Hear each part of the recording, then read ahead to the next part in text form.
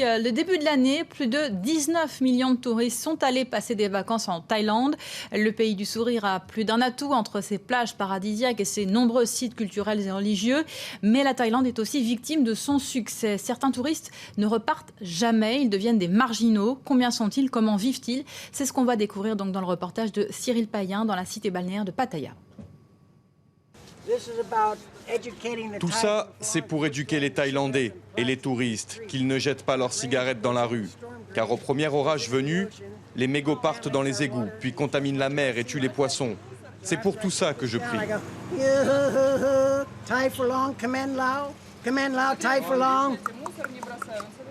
Voici le monde selon Koto, un Américain échoué sur les rives de Thaïlande.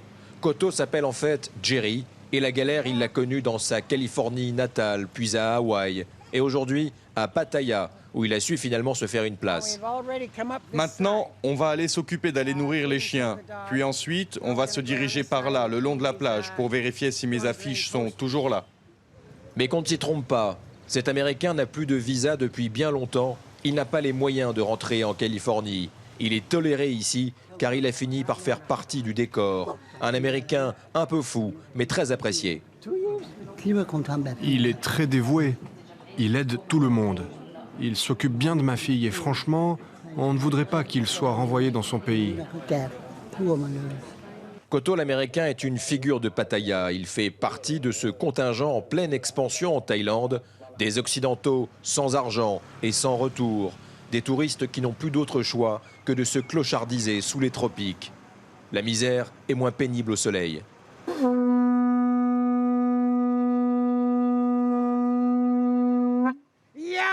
Une fois par semaine sur la plage de Jomtien, c'est la réunion des sans-abri.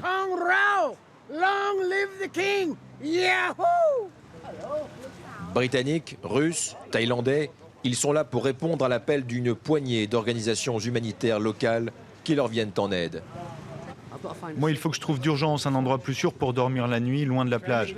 J'ai essayé de lui apprendre à grimper aux arbres, mais ça n'a pas marché. Et puis, les flics de l'immigration font plus de patrouilles en ce moment. Pardon, je commence à trembler. Je suis alcoolique, vous comprenez? Vraiment? Moi aussi, mais je suis guéri.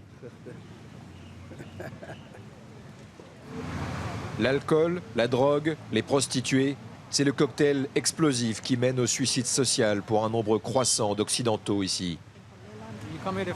Pour eux, le premier voyage ici, c'est comme la première dose d'héroïne. Ils peuvent tout acheter, tout est à vendre, ça les rend heureux.